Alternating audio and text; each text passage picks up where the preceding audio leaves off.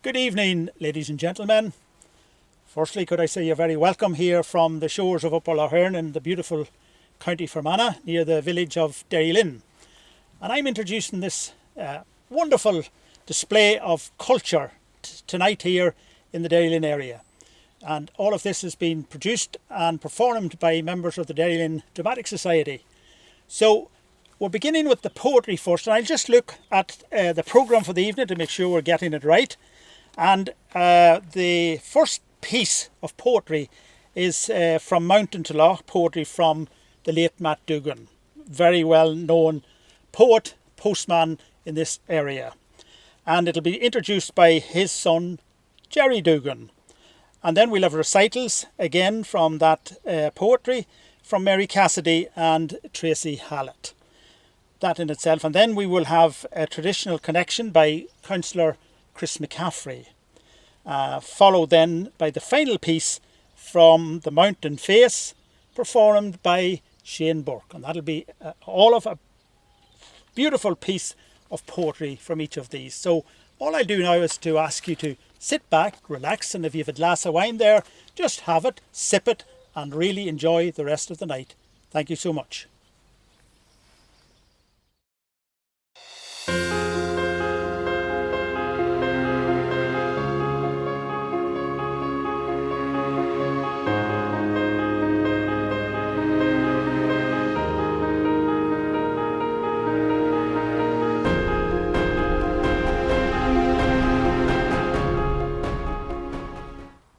My father, Matt Duggan, he was a Fermanagh man in that he was born in Maguire's Bridge. His father was running a pub at the time in 1914. So the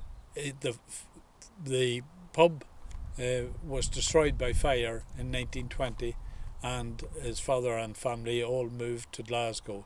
So he lived in Glasgow until he was 9 years of age and returned to an aunt and uncle in Derrylin in Mullineeney, and they didn't have any family. They were in advanced enough years, but he went to school locally in Derrylin, and that was his education until he was about 14 years of age.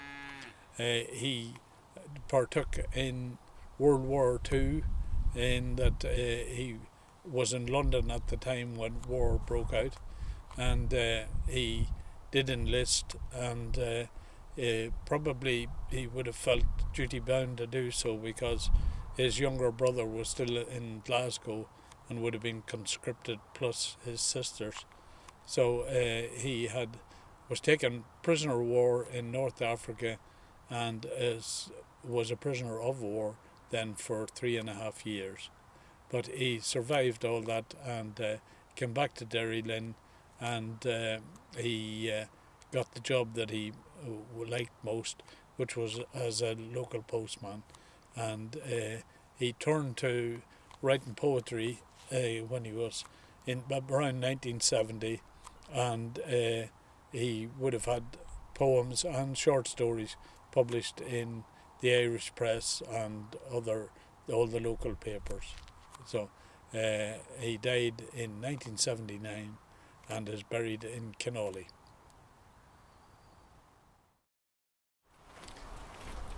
My name's Jerry Duggan, and I'm very pleased to be able to contribute to our culture night, our Fermanagh contribution, that is, and I would like to read some of my father's poetry. So the poem I would read is Words by Matt Duggan. Words, a sheet of paper virgin white, a pen poised eager to indite, countless words with which to write. The problem is how best to use them. Words that cry for recognition, stately words of erudition, homely words without ambition, how often we abuse them. Deft words can lull a babe to sleep, hard words can make a mother weep, bland words can turn men into sheep that follow without question. Words fill newspapers every day, words make each book and song and play. With words the propagandists play to brainwash by suggestion. Words of wisdom down the ages, written by phlegmatic sages, have filled our shelves with musty pages of philosophy and fact. Words cause sorrow, words cause joy, words create and words destroy. So use the words that you employ with courtesy and tact.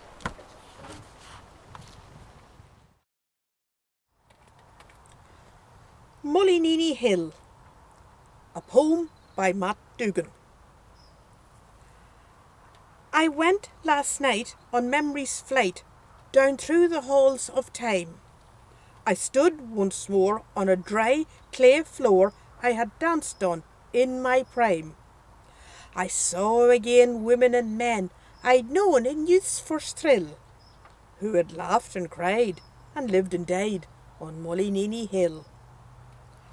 On life's byways they spent their days, far from shop and store. Reluctant soil by constant toil produced their little share. They dug, they sowed, they reaped and mowed, each season brought its skill. And the only wealth they craved was health around Mullineeney Hill. The cow, the goat, the cow, the fowl, the sow, the scythe, the fork, the spade, with the ass and cart, all played a part to get a living made. And young and old in the family fold worked with a ready will, and together stood for the common good around Mullineeney Hill.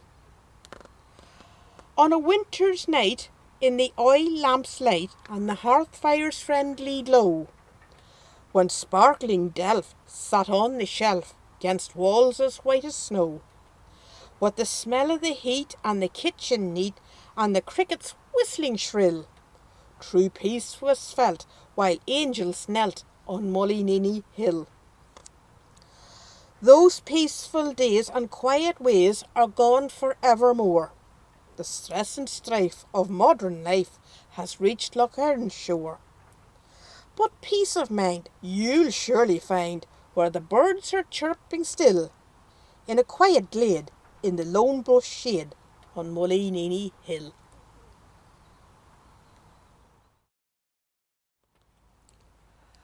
Around Derrylin, a poem by Matt Dugan.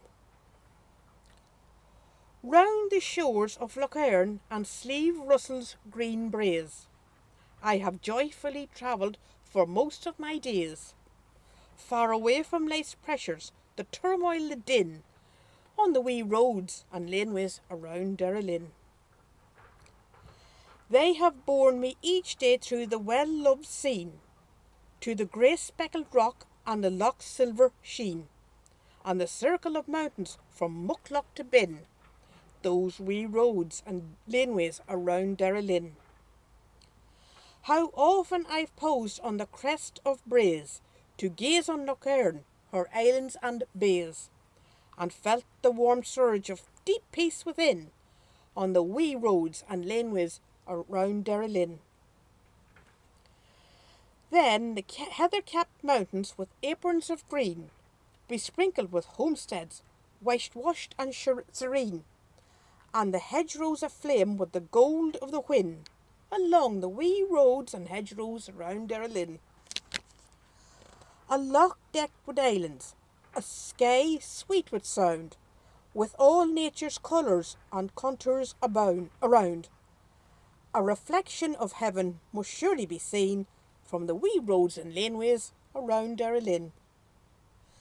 My journeys have led me to many a door, the cottage, the farmhouse, the rich and the poor, and kindly rewarding the welcome has been on the wee roads and laneways around Derrylin.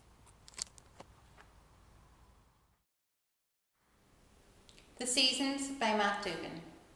In the springtime I stood on the crest of Benaughlan, watched the swift slopes of Ilkin and Carew swoop low, where the soft fertile plain of Connolly lay waiting, athrobe with its growth in its first emerald glow. In summer I've climbed through the silver barked hazel to Knocklinny's bare moat, where I sat down to rest, viewed the sandbanks and dune and the clean mountain meadows and the islands afloat on Lough Erin's calm breast. In the autumn, when golden leaves carpet the laneways and the bounteous harvest it treasures unfolds, From the fringe of Ligan, I've seen Tunningall Forest, a mosaic of colours, green, yellow and gold. In the winter on Mullaher Brae, I have lingered and counted the lights in the darkness below, and woke in the morning to Culca resplendent like a radiant bride in a mantle of snow. I have danced in my glee to the lilt of springtime. I have sped in my joy through the summer's rich glow. I have walked through the dusk to the autumn's fulfilment. I shall lie down and rest when the winter winds blow.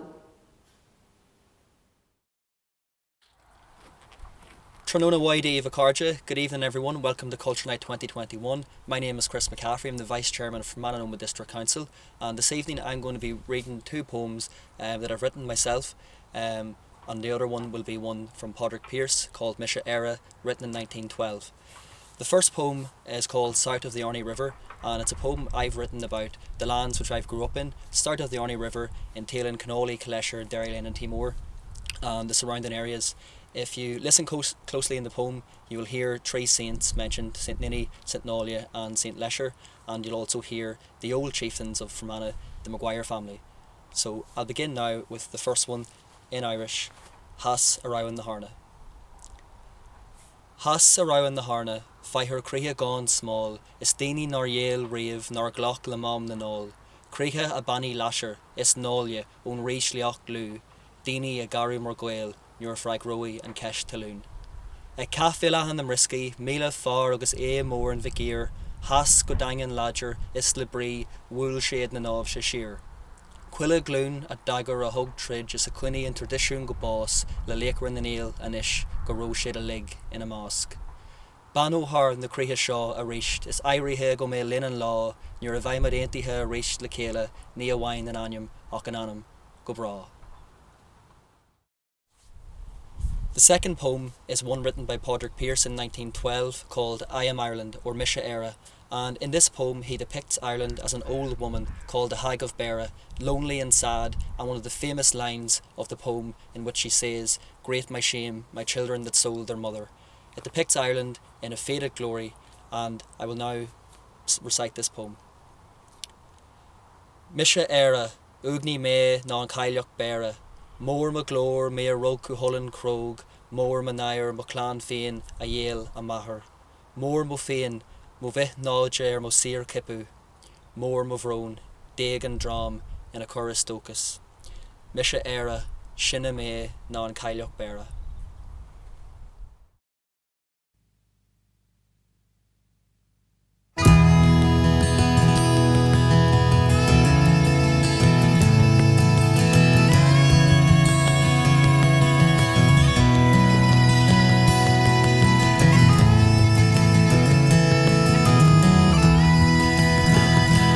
He needs the heather on the brae, the rich tracks may be seen. They tell the tale of grim old days, of hardships that have been, of a weary man with toil racked bone, of a proud but vanquished race, who dug through heather and through stone on many the mountain face. Besides their men, their women toiled in field and fog and bile. They wove and spun and baked and boiled by the friendly open fire. Their children midst the heat and siege grew up with natural grace, and went to school behind the hedge on many's the mountain face. In a sheltered spot in a hollow glen, they built their cabins low, protected from marauding men and the winter's icy blow, and faithful to their land they clung in slavery's cold embrace, and lived on honored and unsung on many's the mountain face.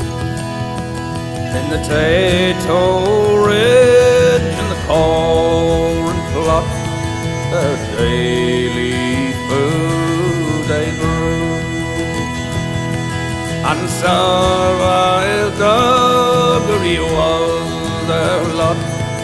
Oppression it seemed that they used, but though penal clauses came and went, they still maintained their place. And each cross was born as heaven sent on many's the mountain face. With the gentle cow and the humble ass, the sickle and the spade, they turned their head into grass, the stones their ditches made, and high across each towering peak, like emerald strung in space, green meadows of their efforts beat on many's the mountain face. Though the heather made its own regain, and the cabins they disappeared, their sacrifice was not in vain. The race they saved is here, and in our histories, lore and lay, they hold an honored place.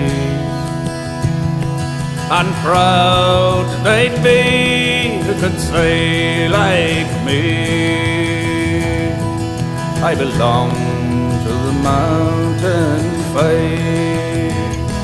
Yes, and proud he'd be who could say like me, I belong to the mountain